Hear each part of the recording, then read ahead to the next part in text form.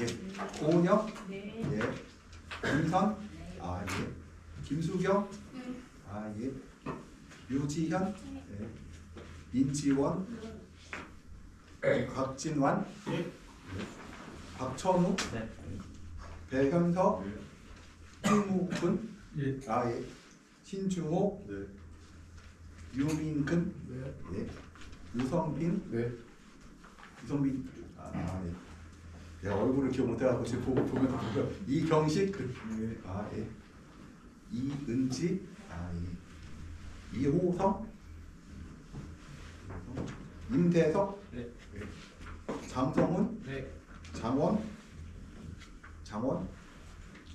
정민조? 예. 예. 정한규? 예. 아, 예. 최병훈? 최원호? 네. 효성준? 홍성일? 네. 예. 그럼 오늘은 지난 시간 이어서 지난주에는 이제 그 에너지 관련 그 수업 했었잖아요. 오늘은 광에 대해서 얘기할 건데 이 광이 왜 중요하냐면은 우리 온실에 사용되는 에너지 대부분이 다 뭐예요? 광이죠. 태양광이죠. 태양광 거의 뭐 95% 이상이 태양에서 온다고 보시면 될 것 같고요. 그러면은 우리가 이제 광을 제가 목차를 보게 되면은 우리 이번 시간에 배울 게 광의란 무엇인가에 대해서 배울 거고요. 광의 4대 요소, 그리고 광질, 광량. 그래서 광에 대한 전반적인 이해를 좀 해보려고 그래요. 이게 굉장히 중요합니다.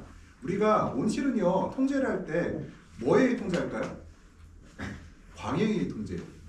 온도 예를 들게요. 제가 지난번에 이런 얘기를 들었던 것 같은데 뭐냐면은 예를 들어서 28도가 있고요, 35도가 있어요. 누가 더 더워요? 어느 쪽이? 35도가 덥죠. 그거는 사람 입장에서. 사람의 입장에 35도가 더운데 여기서 이제 예를 들어서 어떤 온실은 내가 위에다 뭘 씌워놔갖고 광이 하나도 안 들어와요. 근데 28도야. 근데 어떤 온실은 광이 들어오면서 예를 들어 광이 1.9도야. 광이 한 400W, 500W 들어오는데 35도예요. 그러면은 식물의 입장에서 누가 더 시원할까요? 광이 400에서 500 들어오면서 35도인 게 더 시원한 거예요. 사람은 광합성을 해야 해요? 안 하죠. 근데 식물은 어디서부터 에너지 구해요? 태양으로부터 구하죠. 그러니까 이거는 우리가 어떤 환경을 얘기할 때는 하나만 갖고 얘기하면 안 되고 항상 광과 온도, 광과 습도, 광과 이산화탄소 농도, 광과 식물의 세력 이렇게 생각해야지. 그러다 보면 광이 제일 먼저예요. 그래서 광 대비 온도가 맞냐, 광 대비 습도가 맞냐, 광 대비 이산화탄소 농도가 맞냐 이렇게 따져 들어가요. 굉장히 이 광을 갖다가 따로 얘기하지 않고 다른 환경을 얘기한다는 거는 그 환경이 좋은지 나쁜지를 알 수가 없다는 거죠. 이거를. 그러면 이렇게 얘기할 수 있어요. 우리가 이산화탄소 농도가 높으면 좋거든요. 한 1000ppm 이렇게 되면 되게 좋아요. 근데 밤에 온실 문 닫아놓고 1000ppm이 나와요. 근데 그게 좋은 거예요? 그게 좋다고 볼 수는 없어요. 왜 그래요? 광이 없으니까 광합성을 안 하잖아요. 그때. 그러니까 이거는 우리가 광과 함께 모든 걸 연결돼야지 이거 광이라는 걸 무시하고 다른 환경을 말하면은 좋은지 나쁜지 우리가 알 수가 없다. 이것들을. 그래서 이 광이 이번 시간에 대해서 배울 건데 그러면은 광에서 보면은 광은 이제 식물로 치게 되면은 에너지를 칼로리를 얻는 기본적인 근본이라고 볼 수가 있어요. 그러니까 저희 집에서도 이제 광의 양은 직접적으로 이제 수확량이라든가 품질이라든가 작물 생육에 영향을 주는데 이 광이라는 거는 무한대로 있으면 좋을까요?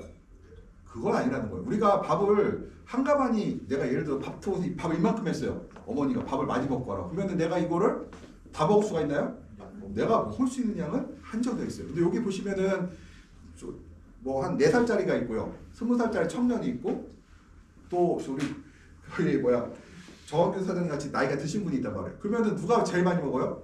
20대 청년이 먹고 그 다음에 정 사장님 먹을 테고 4살짜리가 좀 덜 먹겠죠. 그러니까 또 그 밥의 양도 달라지죠. 광이 아무리 많다 하더라도 먹을 수 있는 양 한정되어 있는데 그 안에서도 작물의 생육에 따라서 그 광이 필요한 양은 다르다는 거죠. 그러니까 애기였을 때 광이 많으면 좋을까요? 그렇지 않죠. 성장기 때는 굉장히 좋아야죠. 늙었을 때 수확이 종료될 시점에서는 굳이 많을 필요가 없어요. 그러니까 많다고 나쁜 건 아니지만 그렇다고 해서 많다고 해서 과일이 더 커지진 않는다는 거예요. 이걸 끝으로 가면요. 그래서 우리가 이 광이라는 거는 바로 이제 식사와 같다. 그러니까 사람하고 똑같기 때문에 이 광이라는 거는 우리 밥하고 똑같기 때문에 이 양은 이제 직접적으로 이제 이런 영향을 주고요. 그다음 우리나라에서는 기본적으로 봄, 여름, 가을 이제 겨울까지 사계절이 뚜렷하잖아요. 그러면은 일반적으로 한 3월 지금부터 지금 보면은 한 1200주량 광이 들어와요. 지금 이 정도 1200, 1300 이렇게 들어오고 있거든요. 한 10월 초까지는 광이 제한 요인은 거의 안 돼요. 그러니까 예를 들어 기상 이변에 의해서 일주일간 흐리거나 이러면 혹시 영향을 줄 수 있지만 보통 일반적으로 3월 말부터 9월 중하, 그러니까 10월 초까지는 이게 광해 제한 요건이 아니라는 거죠. 그래서 우리가 보통 늦가을부터 이른 봄에 이르까지, 그러니까 언제요? 10월 중하순부터 2월 달까지 아니면 또 3월 초까지가 바로 광이 실질적 제한 요인이 될 수 있는 기간이다 이렇게 생각하시면 돼요. 광이 많은 것도 제한 요인이에요. 광이 많으면은 그것도 생육이 잘 나무가 잘 안 자라고 과일이 작아지고 생산성이 떨어져요. 그렇지만 일단은 광이 양만 갖고 다닐 때 광이 부족하냐 그렇지 않느냐에 따질 때는 보통 우리가 3월 중하순부터 10월 중하초까지는 우리가 그렇진 않다는 거고 보통 10월 중하순부터 3월 초까지는 광이 실제로 모질란 시기라는 거예요. 이것들이요. 그래서 이때는 우리가 이제 그러다 보니까 우리가 그 온실의 구조를 지을 때 광이 많이 들어오게 져요? 광이 적게 들어오게 돼요? 우리나라 온실들은 많이 들어오게 지죠. 왜요? 광이 많은 거는 가리면 돼. 광이 없는 거 어떻게 해요? 방법이 없죠. 물론 광이 진짜 많은 나라들 있잖아요. 스페인이라든가 이태리 이런 데는 광이 안 들어오겠지. 온실처럼. 그렇지만 우리는 겨울에 그러니까 10월, 11월, 12월, 1월, 2월 1년에 한 5개월에서 6개월 정도 광이 없는 시기이기 때문에 우리가 그때는 우리는 일단 광을 잘 들어오게 지어놓고 그 다음에 차광하는 쪽으로 우리가 관리를 하고 있어요. 물론 온실을 광이 안 들어오게 하면 좋죠. 언제만? 5, 6, 7, 8, 9 초까지는. 근데 우리가 그때만 온실을 이용하지 않죠. 온실하면 비싸요. 비싸니까 1년 내가 뭐라고 했어요? 실수 죄송합니다. 이거 좀 소리가 나네. 그래서 우리가 온실하는 거 뭐라고 했어요?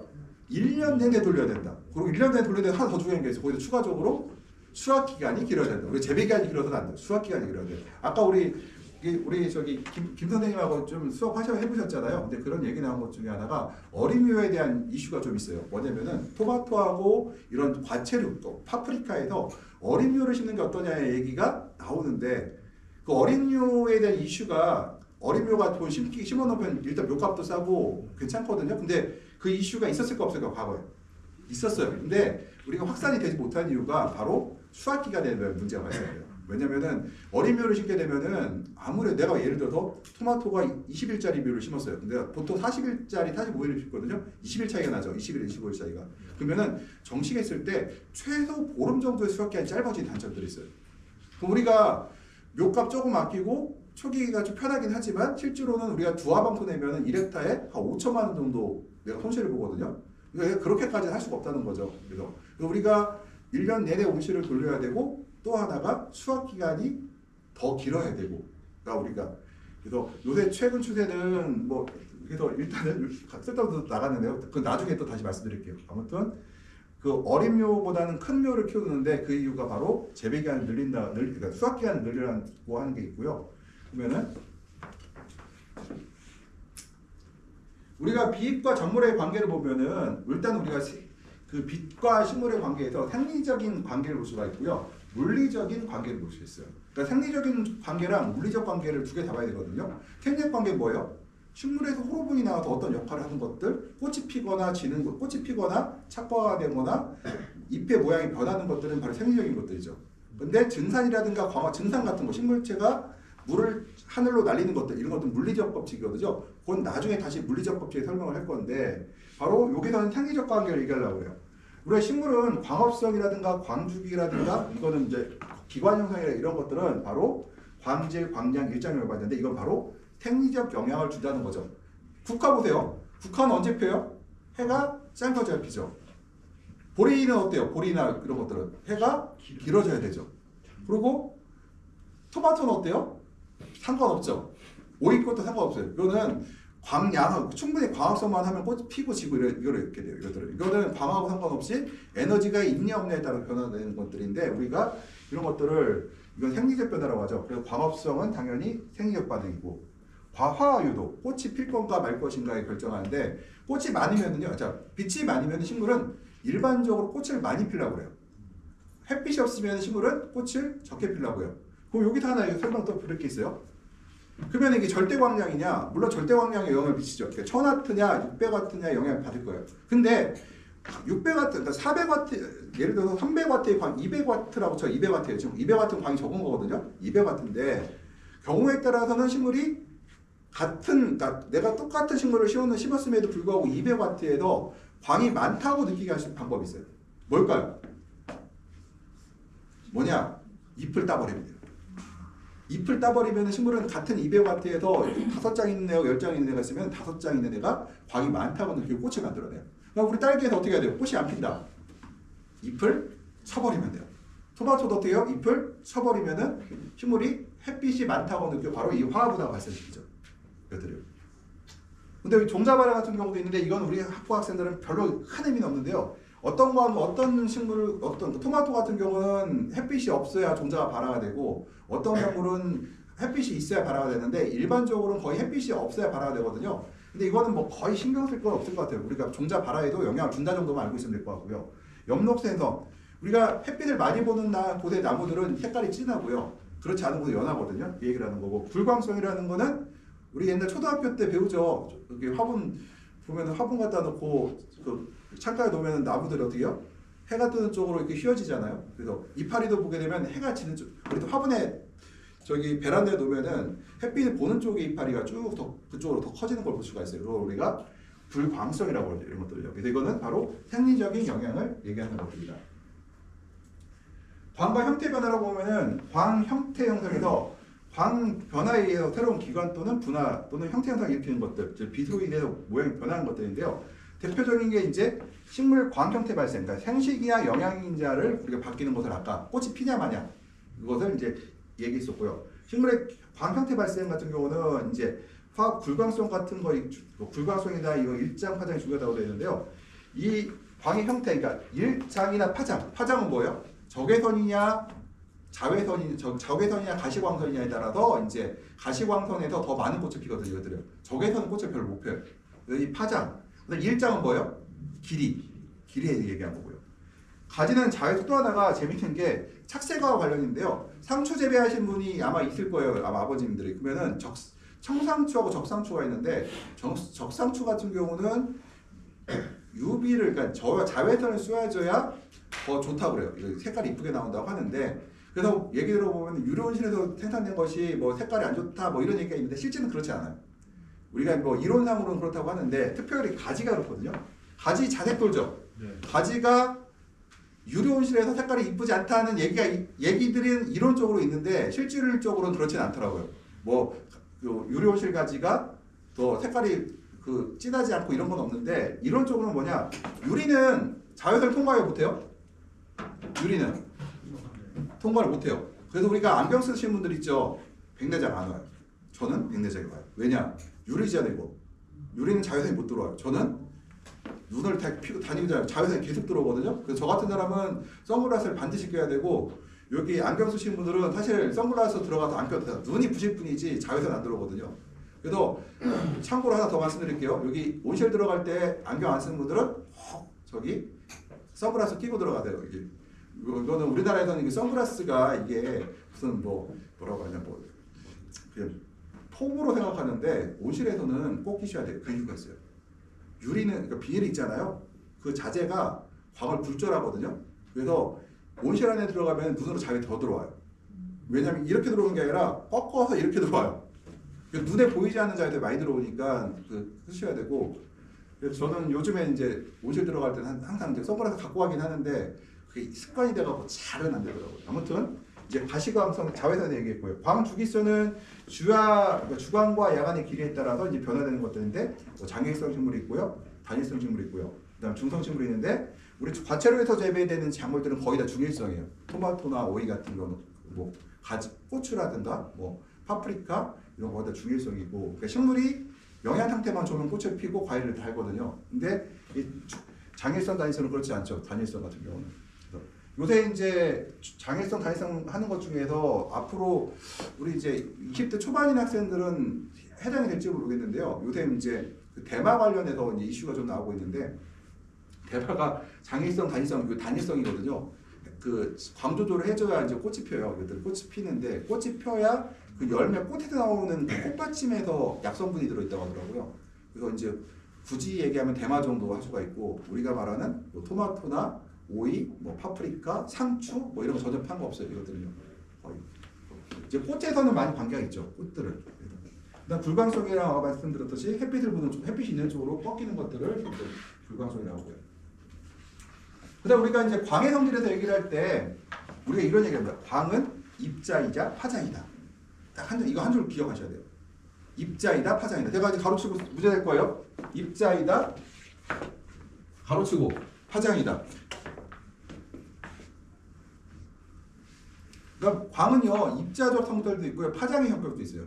우리가 쓰는 단위를 봐도 우리가 알 수 있어요. 이따가 단위를 좀 보여드릴 건데 이 단위를 보게 되면 입자의 성질과 파장의 성질을 다 갖고 있다 이것들이요. 입자라는 건 뭐예요? 입자의 성질을 극명하게 보여주는 게 바로 그늘이에요. 보세요. 내가 이렇게 써 있는데 광이 입자로 막 부딪히잖아요. 그럼 튕겨낼 거 아니에요. 그러면 그림자가 뒤에 생기겠죠. 그런데 그림자가 또 파장의 성격도 있어요. 뭐예요? 그림자가 보면은 어떤 경우에는 연하고 어떤 때 진하잖아요. 이게 굴절돼서 뒤로 가기 때문에 또 파장의 역할, 파장의 성질도 갖고 있다. 입자이자 파장의 성질을 갖고 있는 것이 바로 광이라는 거거든요. 이거 재밌는 게 저도 요새 뭐 과학 관련해서 책을 보니까 뭐 요새 그 뭐죠? 양성자 이런 거 나오잖아요. 바로 여기서도 같은 얘기가 나오더라고요. 양성자에서도 이 입자 파장 이론이 나오는데 바로 이 빛이 그러니까 광입자가 그런 관련이 있다고 하더라고요. 일단은 입자의 성질 갖고 있기 때문에 직진을 한다. 그래서 그늘지는 거죠. 그래서 하늘에서 우박이 떨어질 때 우산으로 우박이 안 들어오죠. 근데 튕겨서 들어와요. 그건 굴절이란 거죠. 그래서 입자에 붙이기 때문에 부딪히면 튀는데 이를 빛이 산란이라고 한다. 그래서 산란이라는 거는 굴절되는 것들, 그러니까 튀겨서 다시 들어온 것들을 우리가 산란이라고 하죠. 굴절된 것들. 저기 보이죠? 뒤에 창. 뒤가 보여요? 뒤가 보여 안 보여요? 근데 불빛은 보여 안 보여요? 저걸 보고 우리가 산란이라고 해요. 산란은 직달성을 갖고 있으면 뒤가 보여야 되는데 지금 산란성을 갖고 있기 때문에 보이진 않고 빛의 입자는 들어오고 있죠. 굴절돼서. 그래서 뒤가 안 보이는 것들이 저것들이에요. 산란을 얘기를 할 때는 바로 저렇게 보이지 않는 것들, 그렇지만 빛은 들어오고 있다는 걸 알 수가 있죠. 또 대표적인 게 집에 가면 간유리라고 있죠. 옛날 아주 오래된 우리가 좀 나이가 드신 분들 집에 가면 화장실에 간유리 껴놨어요. 그러면은 밖에서 보면은 사람이 그러니까 불이 켜져 있는 걸 알 수 있으나 사람이 있는 건 몰라요. 그래서 우리가 간유리 껴놨죠. 그것도 바로 산란이라고 하죠. 그것들. 그래서 그게 바로 그 굴절하는 역할들, 파장의 성질이 있기 때문에 바로 굴절한다는 거죠. 그래서 파장을 갖고 있기 때문에 굴절을 하는데 이것들을 얘기할 때 이제 빨주노초 파남보라고 하죠. 우리가 이제 그 문화권에 따라 다른데 우리는 빨주노초 파남보, 그러니까 프리즘에 의해서 이제 여러 가지 광이 나눠지는 것도 우리가 이제 굴절 때문에 그렇다고 얘기를 합니다. 그래서 그러면은 우리가 굴절에 의해서 보면 프리즘에서 굴절이 되잖아요.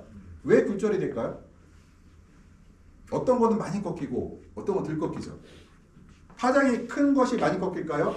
짧은 것이 많이 꺾일까요? 파장이 긴 게 많이 꺾이죠. 네, 짧은 거는 잘 안 꺾여요. 그래서 우리가 옛날에 투지폰 써보신 분, 투지폰은 지하실에 또 터졌어요. 옛날에 3G로 바뀌고 어땠어요? HDMI로 바뀌고 나서 지하실에서 초기에 잘 안 터졌죠. 투지폰은 잘 터졌는데 옛날 SK텔레콤 잘 터졌는데 옛날 한솔텔레콤이나 뭐 KT텔레콤을 했더니 안 터지는 거야. 왜 그래요? 3G가 파장이 짧거든요. 그러니까 직진의 성질이 있지만 굴절의 성질이 잘 없어요. 근데 2G는 파장이 크니까 어때요? 굴절이 돼서 지하까지 들어갔던 거죠. 바로. 그래서 우리가 이 파장이 클수록 잘 꺾인다. 그 얘기는 이제 그 다음 거 볼게요. 그 다음에는 팔주노초 파남보라고 했어요. 그러면은 그거 생각하시고 그 뒤에서 나올 거예요. 우리가 빛의 성질을 4가지를 고려한다고 하는데 첫 번째가 광질이에요. 그러니까 그건 뭐냐? 파장이라고 했죠. 파장은 뭐라고 했어요? 이 길이. 그러니까 이 길이에 몇 개의 파장이 몇 개의 그룹, 그러니까 요만큼의 파장이 이렇게 있어요. 이만한 길이에 파장이 이렇게 있어요. 누가 파장이 큰 거예요? 파장이 그 뭐라고 하죠? 밀도가 높은 거예요? 많이 한 거죠. 이것들이 에너지는 높아 이것들이요. 그래서 우리가 광질을 얘기할 때는 적외선, 자외선, 가시광선 이런 걸 얘기할 때는 바로 우리가 광질이라고 해요. 파장의 길이에 따라서 파장의 길이가 짧은 거는 에너지 밀도 높은데 굴절이 되는 게 좋고요. 파장이 짧은 거는 파장이 짧은 건 에너지 높은데 굴절이 잘 안 되고 파장이 큰 거는 에너지 적은데 굴절이 잘 되는 것들이거든요. 그러면은 UV 그다음에 좀 뒤에 다 할게요. 광양 빛이 세기죠. 그러니까 내가 이 안에 그 광량이라는 건 우리가 뭘로 표현하냐? 와트로 주로 표현해요. 와트로. 와트하고 주라고 왔다 갔다 했죠. 에너지를 할 때. 그러니까 우리가 와트로 표현하는데 이거는 와트가 높다는 얘기는 가시광선이 많다는 얘기가 아니라 가시광선과 적외선의 합이 많다는 뜻이에요. 근데 이 안에는 뭐가 많은지 몰라요. 가시광선이 많을 수도 있고 적외선이 많을 수도 있어요. 그거는 우리가 절대 에너지가 총 에너지 양을 우리가 와트로 표현한다. 그러면 온실안에 올라가는 거는 뭐예요? 뭐에서 올라가요? 광질에 올라가나요? 광양에 올라가나요? 광양에 올라가죠. 와트에 의해서. 온실의 온도를 높이는 것들, 그 다음에 증산량을 증가시키고, 증산량, 식물이 물을 하늘로 날리는 것이 많냐 적냐는 뭐에 발생된다? 바로 광양에 의해서 발생된다. 그러니까 광양이 많을수록 증산이 많다는 얘기고요. 명기는 뭐예요? 시간이죠. 하루의 시간. 예를 들어서 뭐 이 명기가 광양과 결합하게 되면은 누적 광량이 돼. 그러니까 500W에 600W가 1시간 동안 오느냐, 500W가 1시간 동안 오냐서 바로 달라지잖아요. 그래서 명기는 낮의 길이가 길어질수록 당연히 광량과 합쳐지면 뭐가 돼요? 누적 광량이 증가하겠죠. 그래서 우리가 보통 3월하고 6월하고 비교해 보면은 6월 달에 낮이 길죠. 동하지가 있으니까. 그러면은 원래 보통 3월 달에 광도 만만찮아요. 우리나라 광은 굉장히 세요. 3월 달, 4월 달만 돼도 막 1000W씩 막 들어오거든요. 근데 그 시간이 짧아요. 그러니까 순간 광량은 6월 달과 4월 초가 큰 차이가 없어요. 근데 명기가 달라지는 거죠. 길이가 달라지니까 보통 6월 달 가면 뭐 3,000 몇백 줄. 그리고 얘는 3월 달에는 2,000 몇백 줄. 최고 광량은 더 차이가 없느냐 이 길이에 있잖아요. 명기에 따라서 하루에 누적 광량은 달라진다는 거죠. 근데 광의 방향. 직달광이냐 산란광이냐. 직달은 뭐예요? 직접 막 부딪히는 거 직달광이라고. 산란광은 뭐라고 했어? 저기 그게 저 뒤에 있는 거 저걸 산란광이라고 했죠. 직달광은 얘가 저한테 직접 쏘는 게 직달광이에요. 이 빛이 저를 통과하면 뭐가 돼요? 산란광이 되죠. 꺾이는 광들. 그래서 우리가 직달광은 다이렉트로 직접 부딪히는 걸 우리가 직달광이라고 하고 산란광은 꺾이는 광을 산란광이라고 한다. 그래서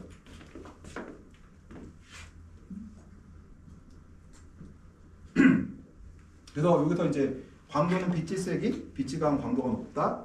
일장은 바로 이제 낮의 길이, 그러니까 그 해가 들어오는 길이를 이제 일장이라고 하고, 광질은 자외선, 가시광선, 적외선. 이것을 우리가 광의 질이라고 한다. 광의 방향은 직달광, 산란광이라고 했어요. 단위는 제가 다음번에 한 페이지를 만들어 드릴게요. 단위를 갖고 얘기해 줘야 되는데 우리는 꼭 무슨 얘기를 할 때는 단위를 꼭 붙여줘야 돼요. 단위를 붙여야 되고. 그래서 이런 광의 4대 요소, 광 일장, 광질, 광의 방향에 따른 것들이 이제 광의 우리가 배울 내용들이에요. 우리가 이제 작물에 관련된 것은 자외선, 가시광, 적외선도 있고요. 뭐 감마선 이런 것도 있는데 이건 워낙 얼마 안 되기 때문에 우리가 생각을 안 하고요. 사실 자외선도 우리가 별 얘기를 안 해요. 실제 온실에서는 가시광선과 적외선이 대부분 가외선 갖고 주로 얘기를 하거든요. 그 이유를 뒤에서 보면 아실 건데요. 일단은 가시광선은 뭐예요? 가시, 눈에 보이는 광이라는 뜻이죠. 그 제 몸에서는 가시광선이 나와 안 나와요? 안 나오죠. 나오면은 제 온도가 제 몸이 2000 정도 되면 가시광선이 나올 거예요. 근데 제 몸이 2000도가 안 되기 때문에 36.5도죠. 그럼 열화상 카메라로 찍으면 뭐가 나와요? 제 몸 보이죠? 여기가 노랗고 여기가 빨갛고 여기는 노랗고 제 뒤는 파랄 거예요. 제 몸에서 뭐가 나와요? 적외선이 나오죠. 적외선은 안 보고 제 몸에는 가시광선이 나올 수가 없어요. 일단. 그래서 눈에 보이는 거는 가시광선이라고 하는데 제 몸에서 가시광선이 나오면은 저를 볼 때 눈이 부실 거예요. 눈이 안 부시죠. 그 얘기는 안 나오고 있다는 얘기죠. 지금. 그래서 우리가 보통 380에서 740 나노미터라고 하는데 요거에 이제 인간이 볼 수 있는 뭐라고 얘기를 해요. 그래서 빨주노초 파남보 얘기가 되어 있고요. 광합성과 광주기에서 주로 영향을 미치는데 보통 우리가 가시광선을 파라고 해서 플랜트 액티베이션 레디에이션, 그러니까 광합성 유효광하고 거의 일치하거든요. 약간 정확하진 않지만 그 근래에 있어요. 그 근처에 있기 때문에 우리가 가시광선을 어떤 사람들은 그냥 강화성 유효광, 그러니까 파라고 부르는 경우도 있어요. 근데 조금 다른 개념이에요. 근데 그것들은. 그렇지만 대충 비슷하다. 그러면요, 우리가 자외선, 적외선 배웠죠. 여기서 적외선이에요. 이 적외선은 뭘까? 저기 빨간색의 바깥에 있다는 거라는 거잖아요. 빨간색의 바깥쪽. 그러면은 빨주노초 파남보에서 빨간색의 파장이 제일 길어요.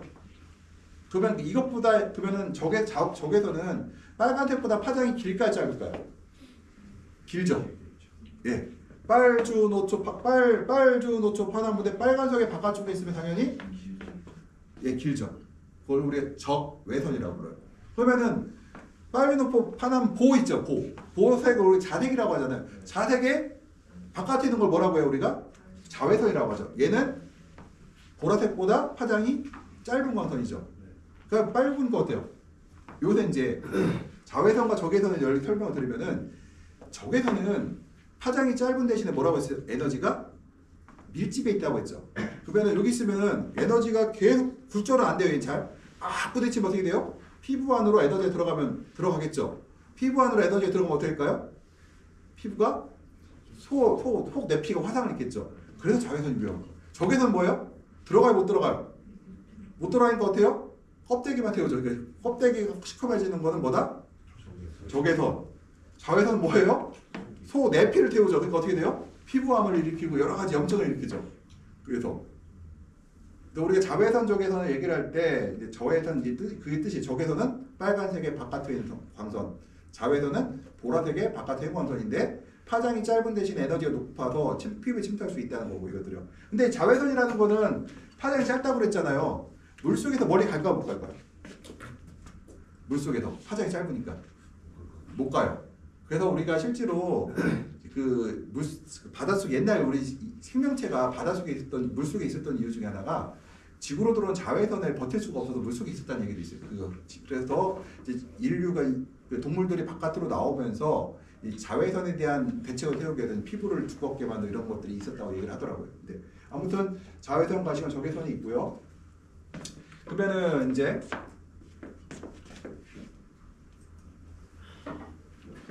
우선 자외선에 얘기할 때는 자외선은 가시광선보다 짧은 파장이고 화학선이라고 부르고 100에서 400나노미터 굉장히 짧죠. 아까 뭐라고 했어요? 여기는 380, 740m 굉장히 짧은 광선들이죠. 이것들이요. 요것들은 멀리 가지 못한다. 그래서 특히 유리를 통과하지 못해요. 그래서 우리가 이제 순환시 양액을 할 때 보면은 그 UV 램프를 달고 그 다음에 그 물을 통과시키는데 그 램프를 싸고 있는 거는 석영관으로 되어 있어요. 유리는 통과가 안 되기 때문에 석영으로 되어져 있고요. 비싸죠, 그러니까 등 자체가. 그리고 이게 몇 cm 갈까요? 깨끗한 물에서 자외선이 1cm. 우리가 1cm를 유효로 봐요. 그러니까 어떻게 되냐면 관을 만들 때 그 UV 살균기를 만들 때는요, 등이 하나 들어있고 석영관은 유리 등 안에 등을 석영관을 싼 다음에 관을 또 만들어서 요걸 1cm를 넘어가지 않게 만들어요. 1cm가 넘어가면 소독이 안 되거든요. 그래서 우리가 이 UV든 우리가 수경 재배에서 보통 이제 물을 소독할 때 쓰는 것들이 이게 사용이 되고 있고요. 그다음 또 재밌는 게 그 벌들이 저기 그 UV를 그러니까 자외선을 때문에 방향을 보고 날아다닌다고 해요. 그 자외선을 통해서. 그래서 어떤 얘기가 있었냐면은 유리가 자외선을 통과해서야 통하지 않는다고 했어요. 통과하지 않는다고 했죠. 그래서 그 여러 가지 얘기 중에 하나가 벌들이 유리 온실에서는 활동을 잘 못한다는 얘기들이 있는데 실제는 그렇지 않아요. 그것도 보면은 뭐 이론상으로는 그런데 이유는 잘 모르겠는데 벌들이 유리 온실 잘 돌아다니거든요. 꼭 그런 건 아닌 것 같아요. 이론